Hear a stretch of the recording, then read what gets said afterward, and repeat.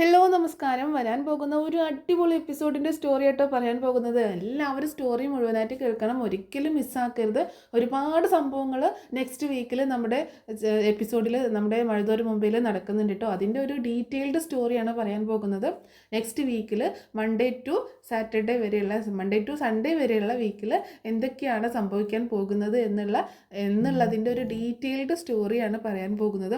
അപ്പോൾ എല്ലാവരും സ്റ്റോറി മുഴുവനായിട്ട് കേൾക്കുക, സപ്പോർട്ട് ചെയ്യുക. നമ്മുടെ ചാനൽ ആദ്യമായിട്ട് കാണുന്നവരാണെങ്കിൽ ഒന്ന് സബ്സ്ക്രൈബ് ചെയ്ത് സപ്പോർട്ട് ചെയ്യുക. അതുപോലെ തന്നെ വീഡിയോ കാണുമ്പോൾ തന്നെ ഒന്ന് ലൈക്ക് ചെയ്തിട്ടും ഹൈപ്പ് ചെയ്തിട്ടും കാണാനായിട്ട് ശ്രമിക്കുക. കാരണം മഴതോര് മുമ്പേ എന്ന് പറഞ്ഞിട്ടുണ്ടെങ്കിൽ ഒരു നല്ലൊരു സ്റ്റോറി കേട്ടോ, എല്ലാവരുടെയും മനസ്സ് കീഴടക്കിയ ഒരു സ്റ്റോറിയാണ്. അപ്പോൾ അതിൻ്റെ നെക്സ്റ്റ് വീക്കിലെ സ്റ്റോറിയാണ് പറയാനായിട്ട് പോകുന്നത്. ഡീറ്റെയിൽഡ് സ്റ്റോറി എന്ന് തന്നെ പറയാം.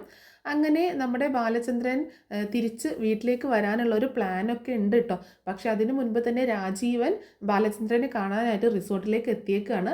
രാജീവൻ എത്തിയ സമയത്ത് ബാലചന്ദ്രൻ രാജീവിൻ്റെ അടുത്ത് നന്നായിട്ട് ഷൗട്ട് ചെയ്യുന്നുണ്ട്. രാജീവൻ വൈജിക്ക് വാക്ക് കൊടുത്തിട്ടാണ് പോണത്. അലീനയുടെ കാര്യത്തിൽ ഞങ്ങളൊരു തീരുമാനം എടുത്തിരിക്കും എന്ന് തന്നെ വാക്ക് കൊടുത്തിട്ടാണ് പോണത്. എങ്ങനെയെങ്കിലും അലീനയെ ഒഴിവാക്കിക്കൊണ്ടും ഇങ്ങോട്ടേക്ക് കൃഷ്ണമോളും മാത്രമേ വരുള്ളൂ, കൃഷ്ണമോളും ബാലചന്ദ്രനും മാത്രമേ വരുള്ളൂ എന്നുള്ളൊരു വാക്ക് വൈജയ്ക്ക് കൊടുത്തിട്ടാണ് പോണത്. പക്ഷേ അവിടെ എത്തുന്ന സമയത്ത് ബാലചന്ദ്രൻ്റെ വായിലുള്ളത് മുഴുവൻ രാജീവൻ കേൾക്കാനിടയാവുകയാണ്. രാജീവൻ നാണം കെട്ടിട്ടാണ് ശരിക്കും അവിടെ നിന്ന് പോരുന്നത് കേട്ടോ. ഒരിക്കലും രാജീവൻ പ്രതീക്ഷിക്കുന്നില്ല ബാലചന്ദ്രൻ വൈജയുടെ ചരിത്രം മുഴുവൻ അറിഞ്ഞിട്ടുണ്ട് എന്നുള്ളത് ഒരിക്കലും പ്രതീക്ഷിക്കുന്നില്ല. അങ്ങനെ അവിടെ വന്ന് സംസാരിക്കുന്ന സമയത്ത് ബാലചന്ദ്രനും മക്കളൊക്കെ ഭയങ്കര ഹാപ്പി ആയിട്ടാണല്ലോ അവിടെ ജീവിക്കുന്നത്. അതായത് അലീനയും കൃഷ്ണയും ബാലചന്ദ്രനും കൂടെ. ഇതൊക്കെ കണ്ടിട്ട് രാജീവിന് ഭയങ്കര ദേഷ്യം വരികയാണ്. ബാലചന്ദ്രനോട് ചോദിക്കുന്നുണ്ട്, എന്തിനാണ് ഇങ്ങനെ ഈ നാടകം കളിക്കുന്നത്? കൃഷ്ണമോളെ പറഞ്ഞു വെച്ചിട്ട് നിങ്ങൾക്ക് ഒരുമിച്ചാണ്ട് ജീവിച്ചാൽ പോരെ എന്നൊക്കെ ചോദിക്കുമ്പോൾ ചെകിട്ടത്ത് അടി കൊടുക്കാൻ എന്ന രീതിയിൽ കൈ പൊക്കാണ് ബാലചന്ദ്രൻ. എന്നിട്ട് പിന്നെ കൈ താഴ്ത്തുന്നുണ്ട്. വെറുതെ ഈ കൈ നിന്റെ ചീഞ്ഞ മുഖത്ത്, നിന്റെ വൃത്തികെട്ട മുഖത്ത് വീഴാൻ ഞാൻ ഉദ്ദേശിക്കുന്നില്ല, എൻ്റെ കൈ വരെ നാറിപ്പോകും എന്ന് ബാലചന്ദ്രൻ പറയാണ്. അത്രയ്ക്കും വൃത്തികെട്ട മനസ്സാണ് നിങ്ങളുടേതൊക്കെ എന്ന് പറയുന്നുണ്ട് കേട്ടോ ബാലചന്ദ്രൻ.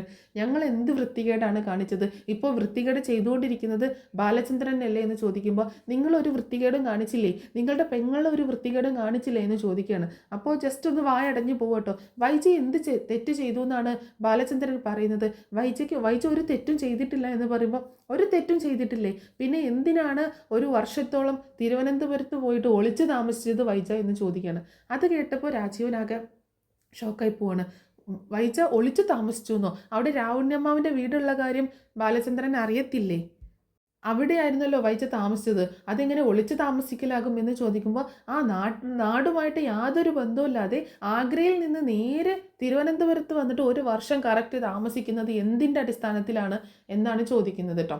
അപ്പോൾ ബാലചന്ദ്രനോട് ഇങ്ങനെ എങ്ങനെയെങ്കിലുമൊക്കെ ഉത്തരം പറഞ്ഞ് നിൽക്കണമല്ലോ. അതിനിങ്ങനെ ഉത്തരത്തിനായിട്ട് തപ്പിക്കൊണ്ടിരിക്കുകയാണ്. ആ സമയത്ത് ബാലചന്ദ്രൻ പറയുന്നുണ്ട്, രാജീവ് കൂടുതൽ കിടന്ന് ഉത്തരം കണ്ടെത്താനായിട്ട് നോക്കണ്ട, കാര്യങ്ങൾ ഞാൻ അങ്ങോട്ട് പറഞ്ഞുതരാം. രാജീവന് ഓർമ്മ കാണില്ല, രാജീവൻ പക്ഷേ മറന്നു പോയിട്ടുണ്ടാവും, ഞാൻ ഓർമ്മിപ്പിച്ചു തരാം. ആഗ്രയിലെ ഗംഗേട്ടൻ്റെ കൂടെ താമസിക്കുന്ന സമയത്ത് ഒരു പട്ടാളക്കാരൻ്റെ കൂടെ നിങ്ങളുടെ പെങ്ങൾ അഴിഞ്ഞാടില്ലായിരുന്നു എന്ന് ചോദിക്കുകയാണ്.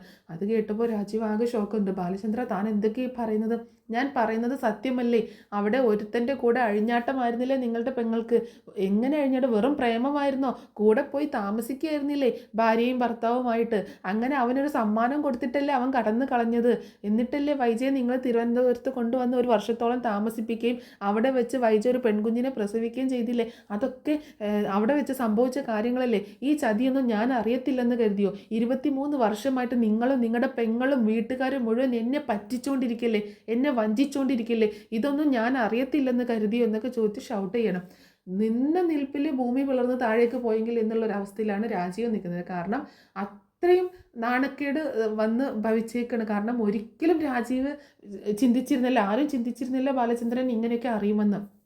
അപ്പോൾ ബാലചന്ദ്രനോട് എന്ത് മറുപടി പറയണമെന്ന് അറിയാതെ ഇങ്ങനെ നിൽക്കുമ്പോൾ, എന്താ ഇപ്പോൾ രാജീവിന് എന്നോടൊന്നും പറയാനില്ലേ എന്ന് ചോദിക്കുകയാണ്. ബാലചന്ദ്ര, അത് എന്ന് പറയുമ്പോൾ, എന്നോടൊന്നും പറയണ്ട എന്ന് പറയുമ്പോൾ, നിന്നെ ആരോ തെറ്റിദ്ധരിപ്പിച്ചതാണ്, അങ്ങനെയൊന്നും സംഭവിച്ചിട്ടില്ല എന്ന് പറയുമ്പോൾ, എന്നെ ആര് തെറ്റിദ്ധരിപ്പിച്ചു എന്നാണ്? ഇതിൻ്റെ സത്യാവസ്ഥ അറിയാനായിട്ട് ഞാനേ നീലഗിരിയിൽ പോയായിരുന്നു, രാജീവിൻ്റെ ചേട്ടൻ്റെ അടുത്തേക്ക്, ഗംഗാധര മേനോൻ്റെ അടുത്തേക്ക്. അവിടെ പോയിട്ട് എല്ലാ സത്യങ്ങളും പൂർണ്ണമായും മനസ്സിലാക്കിയിട്ടാണ് ഞാൻ തിരിച്ചു വന്നേക്കുന്നത് എന്ന് പറയണം. അതുകൂടി കേട്ടപ്പോൾ രാജീവൻ തീർന്നു പോയിട്ടോ. ഗംഗേട്ടൻ എന്ത് പറഞ്ഞു എന്ന് ചോദിക്കുമ്പോൾ ഇതിൽ കൂടുതൽ ഇനി ഗംഗേട്ടൻ എന്ത് പറയാനാണ്, എനിക്ക് അറിയാവുന്ന സത്യങ്ങളൊക്കെ, ഞാൻ അറിഞ്ഞ കാര്യങ്ങളൊക്കെ സത്യമാണെന്ന് ഉറപ്പ് വരുത്തിയിട്ടാണ് ഞാൻ നീലഗിരിയിൽ നിന്ന് തിരിച്ചു പോകുന്നത് എന്ന് പറയണം. അപ്പോൾ രാജീവ് ആകെ പെട്ടുപോയി.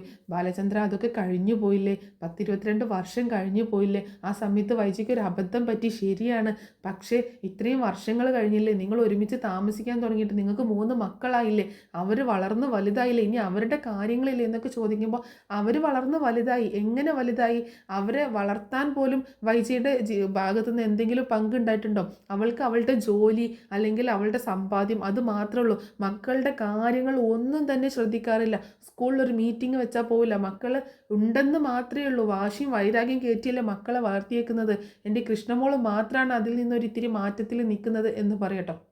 അപ്പോൾ പറയുന്നുണ്ട്, കഴിഞ്ഞു പോയില്ലേ ബാലചന്ദ്ര, അതൊക്കെ ഇനിയൊന്ന് ക്ഷമിച്ച് ജീവിച്ചൂടെ, ആരോട് ക്ഷമിക്കാൻ, എന്ത് ക്ഷമിക്കാൻ, ഇത് ഞാൻ അറിഞ്ഞത് എങ്ങനെയാണ്, നിങ്ങളാരെങ്കിലും പറഞ്ഞിട്ടാണോ ഞാൻ അറിഞ്ഞത്, അല്ലല്ലോ എന്ന് ചോദിക്കുമ്പോൾ പിന്നെ ബാലചന്ദ്രൻ എങ്ങനെ ഇതൊക്കെ അറിഞ്ഞത് എന്ന് ചോദിക്കുകയാണ്.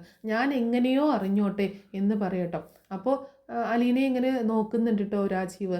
എന്നിട്ട് അലീനയാണോ ബാലചന്ദ്രനോട് പറഞ്ഞത്, അലീന തിരുവനന്തപുരത്ത് നിന്നാണ് വന്നത്, അപ്പോൾ അലീന എങ്ങാനും പറഞ്ഞതാണോ എന്ന് ചോദിക്കുമ്പോൾ എന്നോട് അലീന ഒന്നും പറഞ്ഞിട്ടില്ല, ഞാൻ അറിഞ്ഞത് മറ്റൊരു വഴിയിലാണ് എന്ന് പറയട്ടോ.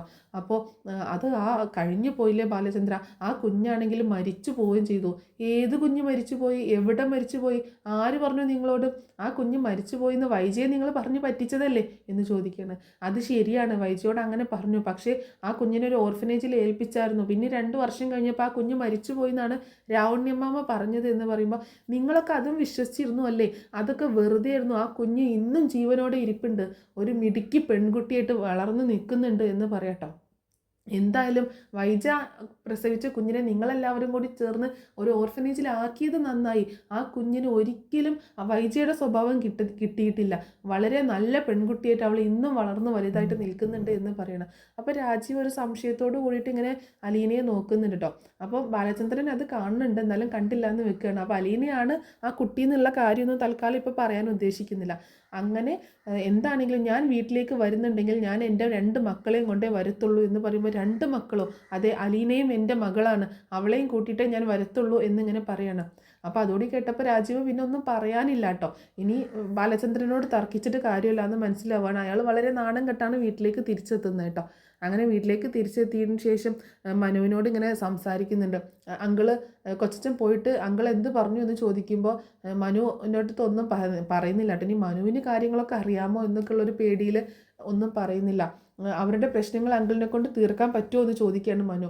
ഇല്ല മനു, അത് എന്നെക്കൊണ്ട് ഒരിക്കലും പറ്റത്തില്ല, അത് വൈജയും ബാലചന്ദ്രനും വിചാരിക്കാതെ നടക്കത്തില്ല എന്ന് പറയാണ്.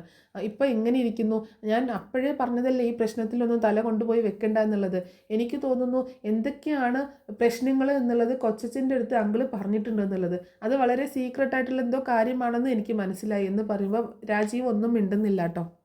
അപ്പോൾ മനു ചോദിക്കുന്നുണ്ട്, എന്നിട്ട് അങ്കിൾ എന്താണ് പറഞ്ഞത്, അലീനയും കൂട്ടിയിട്ട് വീട്ടിലേക്ക് വരുന്നുണ്ടോ എന്ന് ചോദിക്കുമ്പോൾ അയാൾ നാളെ വീട്ടിലേക്ക് വരും എന്ന് പറയണം.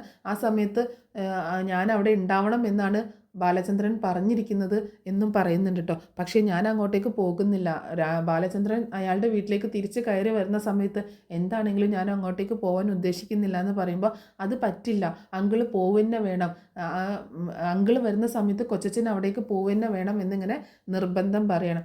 അങ്ങനെ പിറ്റേ ദിവസം പിറ്റേ ദിവസം ബാലചന്ദ്രനും മക്കളും കൂടെ അലീനയും കൃഷ്ണമോളും കൂടെ റിസോർട്ടിൽ നിന്ന് വെക്കേറ്റ് ചെയ്തിട്ട് വീട്ടിലേക്ക് പോവാട്ടോ. അപ്പോൾ ആ സമയത്താണെങ്കിൽ വീട്ടിൽ ഭയങ്കര ചർച്ചയാണ്. ഇങ്ങനെ വിളിച്ച് പറയുന്നുണ്ട്, അവളെയും കൂട്ടിയിട്ടാണ് വരിക എന്നൊക്കെ പറയുമ്പോൾ ഞാൻ ഈ വീട്ടിലേക്ക് കയറ്റത്തില്ല എന്നൊക്കെ പറയുന്നുണ്ട് കേട്ടോ രാജീവിൻ്റെ അടുത്ത്. അപ്പോൾ രാജീവ് ഇങ്ങനെ പറയുമ്പോൾ രാജീവ് പറയുന്നുണ്ട്, നീ വലിയ പ്രശ്നം ഉണ്ടാക്കാൻ നിൽക്കണ്ട, അയാൾ എന്താണെങ്കിലും വീട്ടിലേക്ക് വരട്ടെ, അവളെയും കൂട്ടിയിട്ടാണെങ്കിൽ അങ്ങനെയും വരട്ടെ, അതിനുശേഷം വേണ്ടത് എന്താണെന്ന് നമുക്ക് ആലോചിക്കാമെന്ന് പറയുമ്പോൾ രാജീവേട്ടനും എന്നെ കൈയൊഴിഞ്ഞു അല്ലേ, എനിക്ക് ആരുമില്ല, ഇനി എന്താ വേണ്ടതെന്ന് എനിക്കറിയാം, ഇനി ഞാൻ ഒറ്റയ്ക്ക് തീരുമാനം എടുത്തോളാം, ഞാൻ നടപ്പിലാക്കിക്കോളാം എന്നൊക്കെ പറയുന്നുണ്ട് കേട്ടോ. അപ്പോൾ രാജീവിന് ഇതൊന്നും തുറന്ന് പറയാനും പറ്റത്തില്ലല്ലോ. അങ്ങനെ രാജീവ് ഫോൺ വെക്കണം. പിറ്റേ ദിവസം രാജീവ് രാവിലെ തന്നെ വീട്ടിലേക്ക് വരുന്നുണ്ട് കേട്ടോ. വീട്ടിലേക്ക് വരുന്ന സമയത്ത് വൈജയാണെങ്കിൽ ഇന്ന് അവർ വരുമെന്ന് അറിയാം, അങ്ങനെ ഒരു പ്രതീക്ഷയിൽ തന്നെയാണ് നിൽക്കുന്നത്. രാജീവ് വന്നിട്ട് മുത്തശ്ശിയുടെ അടുത്ത് ചെന്നിട്ട് ഇങ്ങനെ മുത്തശ്ശിയോട് ഇങ്ങനെ സംസാരിക്കുന്നുണ്ട് കേട്ടോ. അപ്പോൾ ആ സമയത്ത് വൈജി അങ്ങോട്ടേക്ക് വരുന്നുണ്ട്. അപ്പോൾ വൈജാണെങ്കിൽ സങ്കടപ്പെട്ടാണ് ഇങ്ങനെ സംസാരിക്കുന്നത്. എൻ്റെ കൂടെ രാജീവേട്ടനെങ്കിലും ഉണ്ടായിരുന്നു, ഇപ്പോൾ രാജീവേട്ടനും എൻ്റെ ഭാഗത്തുനിന്ന് നിൽക്കുന്നില്ല. നിങ്ങൾക്കൊക്കെ എന്താ പറ്റിയത്? എന്നെ എല്ലാവരും കൂടി കൈയൊഴിഞ്ഞോ? എൻ്റെ ജീവിതം ഇങ്ങനെയൊക്കെ ആയിപ്പോവാൻ കാരണം നിങ്ങളെല്ലാവരും കൂടിയല്ലേ എൻ്റെ ജീവിതം ഇങ്ങനെ ആക്കി തീർത്തത്. ഞാൻ അന്നേ പറഞ്ഞതല്ലേ എനിക്ക് ബാലചന്ദ്രനെ വിവാഹം കഴിക്കേണ്ട എന്ന്. ഇപ്പോൾ നിങ്ങളുടെ നിർബന്ധം കാരണം വിവാഹം കഴിപ്പിച്ച് ഇപ്പോൾ എൻ്റെ ജീവിതത്തിൽ ഒരു പ്രശ്നം വന്നപ്പോൾ എൻ്റെ കൂടെ നിൽക്കാൻ ആരുമില്ല എന്നൊക്കെ ഇങ്ങനെ കുറ്റപ്പെടുത്തിക്കൊണ്ട് സംസാരിക്കുമ്പോൾ രാജീവ് പറയുന്നുണ്ട്, അങ്ങനെയല്ല വൈജയ്, നീ ഒന്ന് അഡ്ജസ്റ്റ് ചെയ്യ്, നിൻ്റെ ഈ വാശിയും വൈരാഗ്യമൊക്കെ ഒന്ന് മാറ്റിവെക്ക്, അയാളെ ഒന്ന് മനസ്സിലാക്ക്, നീ അയാളെ കൂടുതൽ ദേഷ്യം പിടിപ്പിക്കാൻ നിൽക്കില്ല, അയാൾ എന്തൊക്കെയോ മനസ്സിൽ കണ്ടിട്ടാണ് ഇങ്ങനെയൊക്കെ പെരുമാറുന്നത് എന്നിങ്ങനെ പറയാട്ടോ. അപ്പോൾ രാജീവിൻ്റെ ഈ മാറ്റം കണ്ടിട്ട് മുത്തശ്ശി പറയുന്നുണ്ട്, നീ നേരത്തെ ഇങ്ങനെയൊന്നുമല്ലല്ലോ സംസാരിച്ചുകൊണ്ടിരുന്നത്, വെട്ടും കൊല്ലും എന്നൊക്കെ പറഞ്ഞല്ലേ സംസാരിച്ചുകൊണ്ടിരുന്നത് എന്ന് ചോദിക്കുമ്പോൾ, അതമ്മേ അങ്ങനെയൊക്കെ നമുക്ക് പറയാം, പക്ഷേ ഇവളുടെ ജീവിതമല്ലേ, ആ ജീവിതം സേഫായിട്ടിരിക്കാനല്ലേ നമ്മൾ നോക്കേണ്ടത് എന്ന് പറയണം. അപ്പോൾ രാജീവിൻ്റെ മനസ്സിൽ എന്തൊക്കെയോ ഉണ്ട് എന്നുള്ളത് മുത്തശ്ശിക്കും മനസ്സിലാവാണ്.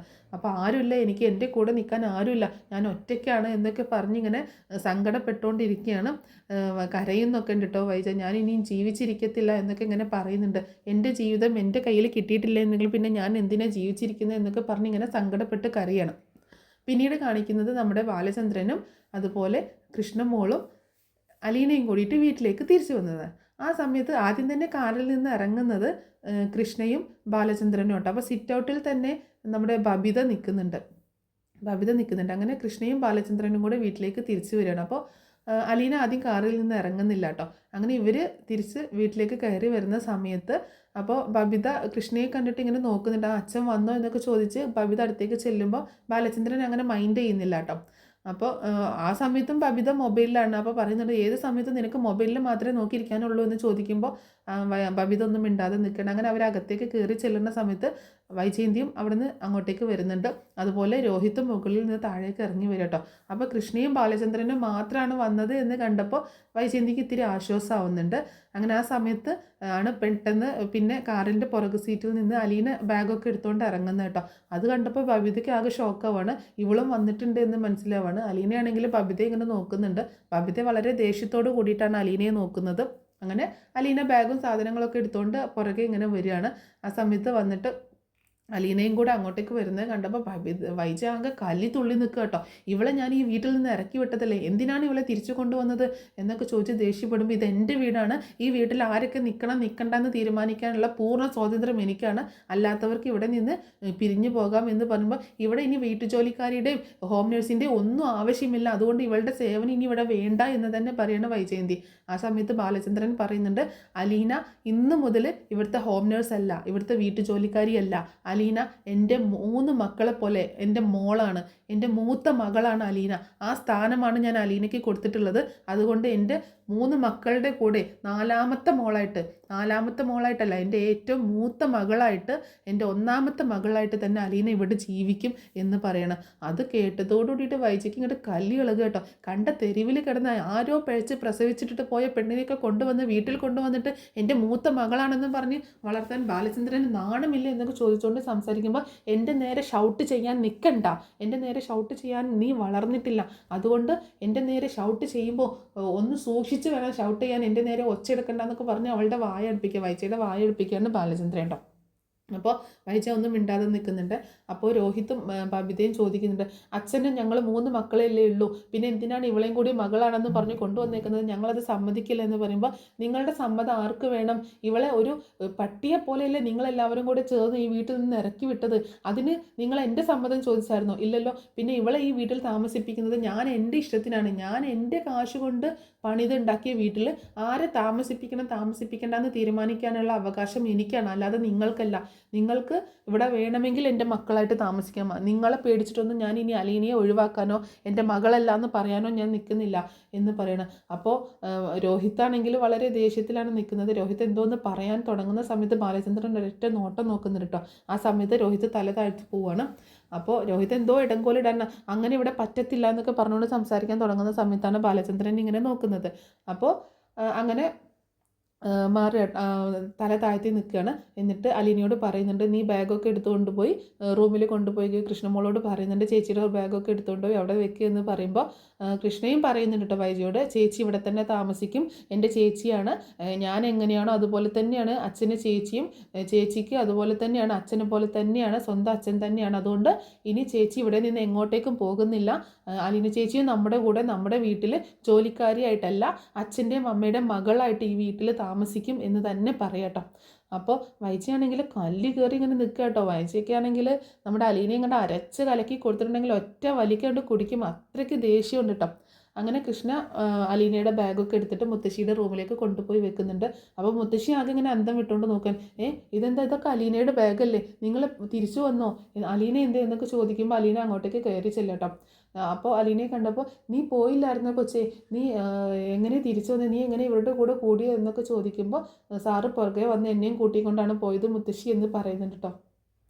ഇവിടുത്തെ പ്രശ്നങ്ങളൊന്നും ഇനി തീരാൻ പോകുന്നില്ല അല്ലേ എന്നിങ്ങനെ ചോദിക്കുമ്പോൾ, ഞാൻ വന്നതുകൊണ്ടാണോ മുത്തശ്ശി ഇങ്ങനെയൊക്കെ പറയുന്നത്, എന്നാൽ ഞാൻ പോയിക്കോളാം, മുത്തശ്ശിക്ക് ഞാൻ പോകണമെന്നാണോ എന്ന് ചോദിക്കുകയാണ്.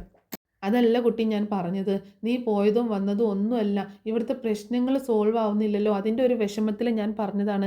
വൈജയുടെ ജീവിതം ഇങ്ങനെ സങ്കീർണമായും കൊണ്ട് നടക്കില്ലേ എന്ന് ചോദിക്കുമ്പോൾ, അതിന് ഞാനാണോ മുത്തശ്ശി കാരണം എന്ന് ചോദിക്കുകയാണ്. ശരിക്കും ഞാൻ തന്നെയാണോ മുത്തശ്ശി കാരണം, മുത്തശ്ശി ഒന്ന് മനസ്സിൽ കൈവച്ച് പറ, മുത്തശ്ശിയുടെ മോളുടെ ജീവിതത്തിൽ എന്തെല്ലാം കാര്യങ്ങൾ സംഭവിച്ചിട്ടുണ്ട് എന്നുള്ളത് മുത്തശ്ശിക്കല്ലേ കൂടുതലായിട്ട് അറിയാവുന്നത് എന്നിങ്ങനെ ചോദിക്കുകയാണ്.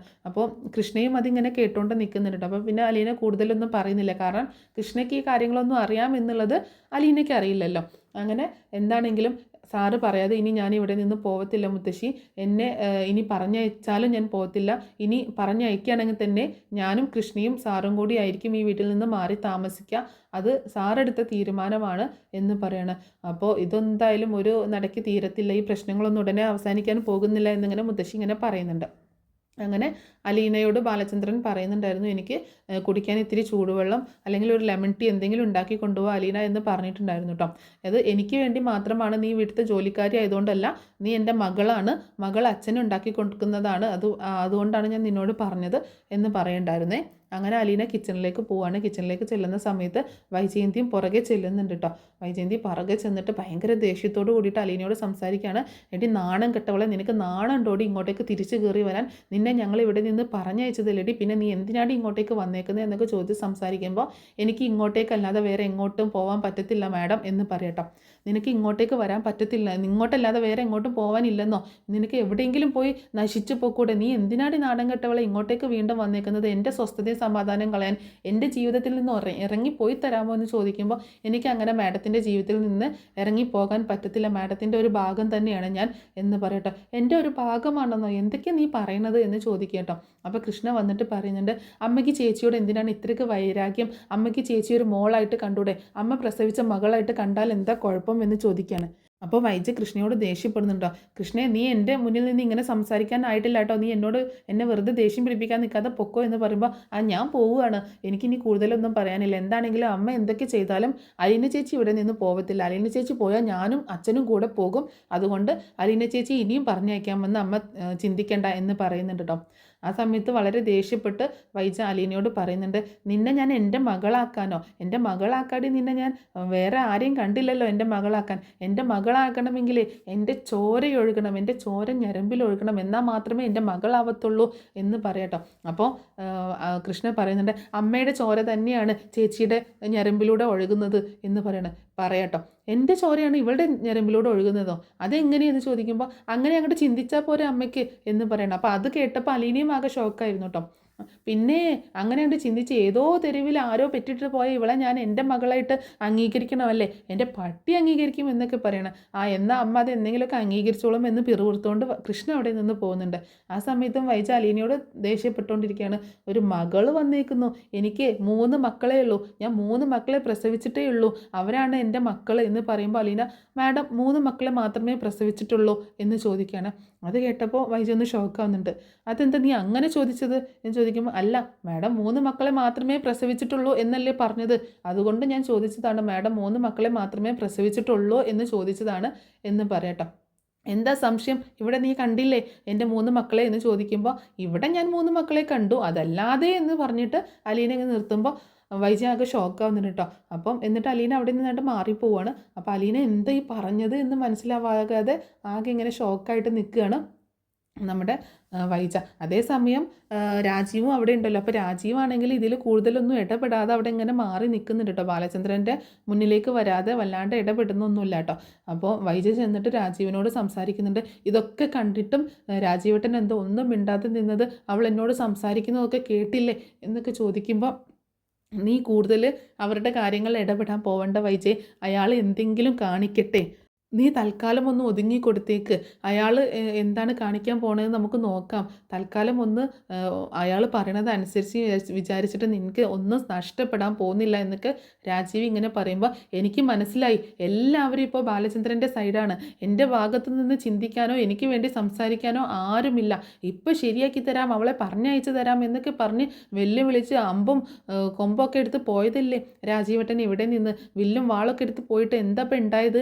ആ ബാലചന്ദ്രൻ്റെ വാക്കും കേട്ടിട്ട് ബാലചന്ദ്രൻ എന്ത് പറഞ്ഞാണ് രാജീവേട്ടനെ ഭീഷണിപ്പെടുത്തിയത്, എന്ത് പറഞ്ഞാണ് ഭയപ്പെടുത്തി വെച്ചേക്കുന്നത്? എനിക്ക് അതാണ് മനസ്സിലാവാത്തത്. എന്ത് കണ്ടിട്ടാണ് എല്ലാവരും അവളുടെ പുറകെ നിൽക്കുന്നത്, രാജീവിൻ്റെ പുറകെ നിൽക്കുന്നത് എനിക്ക് മനസ്സിലാവാത്തതെന്നൊക്കെ പറഞ്ഞ് വൈജ ഇങ്ങനെ തട്ടിക്കയറുമ്പോൾ, എനിക്ക് നിന്നോട് ഇനി കൂടുതലൊന്നും പറയാനില്ല വൈജ, ഞാൻ പോവുകയാണ്, എനിക്ക് തിരിച്ചു പോകാനുള്ളതാണ് എന്ന് പറയുന്നുണ്ട് കേട്ടോ. അങ്ങനെ രാജീവ് അവിടെ നിന്ന് പോവുകയാണ്. അങ്ങനെ അന്ന് രാത്രിയിലാണെങ്കിലും വൈജയ്ക്ക് ആകെ അസ്വസ്ഥ കേട്ടോ. ബാലചന്ദ്രൻ മുകളിലെ റൂമിൽ തന്നെയാണ് താമസിക്കുന്നത്, താഴേക്ക് വന്നിട്ടൊന്നുമില്ല. ബാലചന്ദ്രൻ്റെ കാര്യങ്ങളൊക്കെ കൃഷ്ണയും അലീനയും തന്നെയാണ് നോക്കുന്നത്. അലീന തന്നെയാണ് നോക്കുന്നത്, ഇടയ്ക്ക് കൃഷ്ണയും അലീനയെ സപ്പോർട്ട് ചെയ്തുകൊണ്ട് ഇങ്ങനെ നിൽക്കൂട്ടാം. അങ്ങനെ പിറ്റേ ദിവസമായപ്പോൾ വൈജ അന്ന് രാത്രി നമ്മുടെ കമലേനെ വിളിക്കുന്നുണ്ട് കേട്ടോ. കമലേനെ വിളിച്ചിട്ട് ഈ കാര്യങ്ങളൊക്കെ പറയണം. അപ്പോൾ കമലയ്ക്കാണെങ്കിൽ എരുതിയിൽ എണ്ണ ഒഴിക്കുന്ന സ്വഭാവമല്ലേ. എൻ്റെ വൈജി, നിനക്ക് എങ്ങനെ അവൾ അവിടെ തന്നെ നിർത്താൻ തോന്നുന്നു? രണ്ടെണ്ണം പൊട്ടിച്ചിട്ട് ഇവിടെ നടക്കത്തില്ല എന്നും പറഞ്ഞിട്ട് ബാലചന്ദ്രൻ്റെ മുന്നിൽ തന്നെ അവളെ വലിച്ചഴിച്ച് പുറത്താക്കിക്കൂടായിരുന്നോ നിനക്ക്? ഞാനായിരുന്നെങ്കിൽ അങ്ങനെ ചെയ്യത്തുള്ളൂ എന്നൊക്കെ പറയുന്നുണ്ട് കേട്ടോ. അങ്ങനെ അതെനിക്ക് ചെയ്യാൻ അറിയാഞ്ഞിട്ടല്ല കമലേട്ടത്തി, ഇപ്പം തന്നെ കണ്ടില്ലേ അയാൾ ഇറങ്ങിപ്പോയത്, ബാലചന്ദ്രൻ ഇറങ്ങിപ്പോയില്ലേ, അതുപോലെ വീണ്ടും കൃഷ്ണയും കൂട്ടിയും കൊണ്ട് പോകും എന്നൊക്കെ പറയുമ്പോൾ അതിനൊക്കെ നിന്നെക്കൊണ്ട് പറ്റാഞ്ഞിട്ടാണ് വൈജയ്, ഞാനെങ്ങാനും ആയി നോക്കണമായിരുന്നു എന്നൊക്കെ പറഞ്ഞ് എരുതിയിൽ ഇങ്ങനെ എണ്ണ ഒഴിച്ചുകൊണ്ടിരിക്കുകയാണ്. അങ്ങനെ പിന്നെ ഫോൺ വെച്ചതിന് ശേഷം അപ്പോൾ ഹരി ചോദിക്കുന്നുണ്ട്, എന്താ അമ്മേ പ്രശ്നം, എന്തായി? അലീന തിരിച്ചു വന്നു എന്ന് ചോദിക്കുമ്പോൾ, തിരിച്ചു വന്നു, അതിൻ്റെ അല്ലേ ഈ പ്രശ്നങ്ങളൊക്കെ എന്ന് പറയുന്നുണ്ട് കേട്ടോ. അപ്പോൾ ഇപ്പോൾ എങ്ങനെയാണ് അവിടുത്തെ അവസ്ഥ എന്ന് ചോദിക്കുമ്പോൾ, അവിടെ ഭയങ്കര സങ്കീർണമാണ് എന്ന് പറയുന്നുണ്ട്. അപ്പോൾ എന്നാലും ഇനിയിപ്പോൾ ബാലചന്ദ്രനോട് വല്ലാണ്ട് ഏറ്റുമുട്ടാനൊന്നും പറ്റത്തില്ല എന്നാണ് തോന്നുന്നത് എന്ന് പറയുന്നുണ്ട്. അങ്ങനെ ആ സമയത്ത് അഞ്ജു പറയുന്നുണ്ട്, പക്ഷേ എനിക്ക് തോന്നുന്നത് ഇതിപ്പം വലിയ കുഴപ്പമില്ലാതെ ശാന്തമായിട്ട് പോവുമായിരിക്കും, ബാലചന്ദ്രനും ആൻറ്റിയും കൂടെ വലിയ ഒച്ചപ്പാടൊന്നും ഇല്ല എന്നുണ്ടെങ്കിലും ഇത് പ്രശ്നം വളരെ വഷളാവാനുള്ള ഒരു സാധ്യത ഞാൻ കാണുന്നുണ്ട് എന്ന് പറയാം കേട്ടോ. അപ്പോൾ അതെന്താ നീ അങ്ങനെ പറഞ്ഞെന്ന് ചോദിക്കുമ്പോൾ, എനിക്ക് അങ്ങനെയാണ് തോന്നുന്നത്, അത് ഞാൻ പറഞ്ഞു എന്ന് പറയണം. അങ്ങനെ പിന്നീട് അങ്ങനെ വൈജൊരു തീരുമാനത്തിലെടുക്കുകയാണ്. അമ്മ ഇവിടെ ഉള്ളതുകൊണ്ടാണല്ലോ അമ്മയെ നോക്കാനെന്നും പറഞ്ഞിട്ട് ഇവിടെ അലീനയെ കൊണ്ടുവന്ന് വെച്ചേക്കുന്നത്, അമ്മയുടെ കാര്യങ്ങളൊക്കെ. അപ്പോൾ അമ്മ ഇവിടെ നിന്ന് മാറ്റിക്കഴിഞ്ഞാൽ എന്ത് പറഞ്ഞിട്ട് അലീനയെ ഇവിടെ നിർത്തും എന്ന് ഇങ്ങനെ ചിന്തിക്കണം. അതേസമയം അലീനയാണെങ്കിൽ ബാലചന്ദ്രൻ്റെ കാര്യങ്ങളൊക്കെ ഇങ്ങനെ നോക്കുന്നുണ്ട്. ബാലചന്ദ്രന് ഇങ്ങനെ ഷേവ് ചെയ്യാനും അങ്ങനെയുള്ള കാര്യങ്ങളൊക്കെ ചെയ്തു കൊടുക്കുന്നുണ്ട്. ഒരു കുഞ്ഞിനെ പോലെ ബാലചന്ദ്രൻ്റെ കൂടെ ഇങ്ങനെ കളിക്കുക കേട്ടോ. ഷേവ് ചെയ്യുന്ന സമയത്ത് കണ്ണാടി പിടിച്ചുകൊണ്ട് വെട്ടം മുഖത്തേക്ക് അടുപ്പിച്ചിട്ടും അങ്ങനെയൊക്കെ കളിക്കുന്നുണ്ട്. അപ്പോൾ ബാലചന്ദ്രൻ പറയുന്നുണ്ട്, നീ എൻ്റെ മകളാണ്, എന്നെ അച്ഛാന്ന്, എൻ്റെ മക്കളൊക്കെ എന്നെ അച്ഛാന്നാണ് വിളിക്കുന്നത്, എൻ്റെ മകളാകുമ്പോൾ എന്നെ അച്ഛാന്നാണ് വിളിക്കേണ്ടത് എന്ന് പറയുന്നുണ്ട്. നീ വിളിച്ചാൽ ഞാൻ കേൾക്കട്ടെ എന്ന് പറയുമ്പോൾ അച്ഛൻ എന്ന് പറയുന്നുണ്ട് കേട്ടോ. അതെ, നീ ഇനി എന്നെ അങ്ങനെ വിളിച്ചാൽ മതി, അച്ഛൻ എന്ന് അച്ഛാന്ന് വിളിച്ചാൽ മതി. അങ്ങനെ വരുമ്പോൾ നീ അമ്മ നിൻ്റെ സ്വന്തമാണല്ലോ, നിൻ്റെ സ്വന്തം അമ്മയാണല്ലോ, അപ്പോൾ ഞാനല്ലേ പുറത്തുള്ളത് എന്ന് പറയുമ്പോൾ, അല്ല, എനിക്ക് അമ്മയേക്കാൾ പ്രിയപ്പെട്ടത് അച്ഛൻ തന്നെയാണെന്ന് അലീന പറയട്ടെ. അപ്പോൾ ഭയങ്കര സന്തോഷം തോന്നുകയാണ്. അപ്പോൾ ഇതൊക്കെ മാറി നിന്നിട്ട് കൃഷ്ണ കാണുന്നുണ്ട് കേട്ടോ. അപ്പോൾ അലീന കാണുന്നില്ല, കൃഷ്ണയെ ബാലചന്ദ്രൻ കാണുന്നുണ്ട് കേട്ടോ. അപ്പോൾ ബാലചന്ദ്രൻ കൃഷ്ണയെ ഇങ്ങനെ വിളിക്കുന്നുണ്ട്, ഇങ്ങോട്ടേക്ക് വാ എന്ന് പറഞ്ഞ് വിളിക്കുമ്പോൾ കൃഷ്ണ അങ്ങോട്ടേക്ക് വരിക കേട്ടോ. കൃഷ്ണ കുറുമ്പ് കാണിക്കുന്നുണ്ട് കേട്ടോ. ഓ, അച്ഛനും മോളും വന്നേക്കുന്നു, ഞാനല്ലേ അച്ഛൻ്റെ മോള് എന്ന് പറയുമ്പോൾ, ഞാനാണ് അച്ഛൻ്റെ മോള് എന്ന് പറഞ്ഞിട്ട് അലീന ബാലചന്ദ്രനോട് കൂടുതൽ ചേർന്ന് ഇങ്ങനെ നിൽക്കുക കേട്ടോ. ഒരച്ഛൻ അച്ഛൻ്റെ പുന്നാര മോള് വന്നേക്കുന്നത്, അയ്യേ നാണാവുന്നില്ലേ ഇത്രയും വലിപ്പമായിട്ട് അച്ഛനെയും കെട്ടിപ്പിടിച്ചുകൊണ്ട് നിൽക്കാൻ എന്ന് പറയുമ്പോൾ, പിന്നെ വലിപ്പം വെച്ചു എന്ന് ഓർത്തിട്ട് എന്താ അച്ഛനെ കെട്ടിപ്പിടിച്ചാൽ എന്ന് അലീന ചോദിക്കുമ്പോൾ, എന്നാൽ ഞാനും കെട്ടിപ്പിടിക്കും എന്ന് പറഞ്ഞിട്ട് കൃഷ്ണയും കൂടി കെട്ടിപ്പിടിക്കുകയാണ് ബാലചന്ദ്രനെ. അങ്ങനെ അവർ 3 പേരും കൂടി ഇങ്ങനെ കെട്ടിപ്പിടിച്ച് നിൽക്കുക കേട്ടോ. അതിനുശേഷം അലീന ഞാൻ താഴേക്ക് ചെല്ലട്ടെ, മുത്തശ്ശിക്ക് ഭക്ഷണമൊക്കെ കൊടുക്കാനുണ്ട് എന്ന് പറഞ്ഞിട്ട് അലീന താഴേക്ക് ചെല്ലുന്ന സമയത്ത് കാണുന്നത് വൈജയന്തി മുത്തശ്ശിയുടെ റൂമിലുണ്ട് കേട്ടോ. ആ സമയത്ത് വൈജയും കൂടെ അവിടെ നിന്നിട്ട് മുത്തശ്ശിയോട് സംസാരിച്ചുകൊണ്ട് നിൽക്കുകയായിരുന്നു. ആ സമയത്ത് നീ എവിടെയായിരുന്നു ഇത്രയും നേരം എന്ന് ചോദിക്കുമ്പോൾ, ഞാൻ സാറിൻ്റെ അടുത്തായിരുന്നു എന്ന് പറയാം കേട്ടോ. ആ അമ്മയുടെ കുറച്ച് സാധനങ്ങളൊക്കെ എടുത്ത് പാക്ക് ചെയ്തതെന്ന് പറയുന്നുണ്ട് കേട്ടോ. അതെന്തിനാന്ന് ചോദിക്കുമ്പോൾ അത് ആവശ്യമുണ്ട് എന്ന് പറയാണ്. അപ്പോൾ എന്തായിരുന്നു നിനക്ക് അവിടെ ഇത്രയും നേരം സംസാരിക്കാനെന്നൊക്കെ ചോദിക്കുമ്പോൾ, ഒന്നുമില്ല സാർ എന്നോട് ഇങ്ങനെ ഓരോ കാര്യങ്ങൾ പറയായിരുന്നു. എന്ത് പറയായിരുന്നു എന്ന് ചോദിക്കുമ്പോൾ, സാറെന്നല്ല കേട്ടോ, അച്ഛൻ എന്നോട് ഇങ്ങനെ ഓരോ കാര്യങ്ങൾ പറയായിരുന്നു എന്ന് പറഞ്ഞു കേട്ടോ. അച്ഛനോ? ഏതച്ഛൻ? അതായത് ബാലചന്ദ്രൻ സാറ് എൻ്റെ മോളെപ്പോലെയല്ലേ കാണുന്നത്, ഞാൻ സാറിനെ അച്ഛനെ പോലെയാണ് കാണുന്നത്. ഇനിയിപ്പോൾ സ്വന്തം മകളാണെന്നല്ലേ പറഞ്ഞത്, എന്നോട് അച്ഛ എന്നാണ് വിളിക്കാൻ പറഞ്ഞിരിക്കുന്നത്. അതുകൊണ്ട് ഞാൻ ഇനി അച്ഛൻ എന്നാണ് വിളിക്കുന്നത്. മാത്രമല്ല മാഡം എൻ്റെ അമ്മയാണ് എന്ന് പറയട്ടോ. പിന്നെ ഒരു കുമ്മ വന്നേക്കുന്നത്, അതേ എൻ്റെ കയ്യിൽ നിന്ന് വാങ്ങിക്കും, നീ അച്ഛനും മകളെ എന്ത് വേണമെങ്കിലും ആയിക്കോ, എന്നെ അമ്മയെന്നെങ്ങാനും വിളിച്ച് വന്നിട്ടുണ്ടെങ്കിൽ എൻ്റെ കയ്യിൽ നിൻ്റെ മുഖത്ത് പതിയും എന്ന് പറയുന്നുണ്ട് കേട്ടോ. മാഡം എൻ്റെ അമ്മയാണെന്ന് പറഞ്ഞപ്പോൾ മുത്തശ്ശി ആകെ ഇങ്ങനെ ഷോക്കായിട്ട് നിൽക്കുക കേട്ടോ. ഇവിടെ ഇപ്പോൾ എന്താ സംഭവിക്കണേ എന്നുള്ള രീതിയിൽ. ആ സമയത്ത് വൈജയന്തി ആണെങ്കിൽ മുത്തശ്ശിയുടെ സാധനങ്ങളൊക്കെ എടുത്ത് ബാഗിലാക്കുന്നുണ്ട്. അപ്പോൾ മുത്തശ്ശി ചോദിക്കുന്നുണ്ട്, എന്താ വൈജയന്തി നീ കാണിക്കുന്നത് എന്ന് ചോദിക്കുമ്പോൾ, അമ്മയുടെ ഇവിടുത്തെ സുഖവാസം മതി, അമ്മ ഇനി കൊല്ലപ്പള്ളിയിൽ താമസിച്ചാൽ മതി, അല്ലെങ്കിലും അമ്മമാർ ആൺമക്കളെ കൂടെയല്ലേ താമസിക്കുന്നത്, അമ്മ ഇനി അവിടെ താമസിച്ചാൽ മതി എന്ന് പറയുന്നുണ്ട് കേട്ടോ. നീ എന്തൊക്കെയാണ് പറയുന്നത്, ഞാൻ പോയി കഴിഞ്ഞാൽ അവിടെ എന്നെ ആര് നോക്കാനാണ്, അമ്മയ്ക്കിപ്പോൾ ഏകദേശം കുറച്ചൊക്കെ നടക്കാനൊക്കെ ആയില്ലേ, അമ്മയുടെ കാര്യങ്ങളൊക്കെ ഒറ്റയ്ക്ക് നോക്കാനായില്ലേ എന്നൊക്കെ പറയുന്നുണ്ട് കേട്ടോ.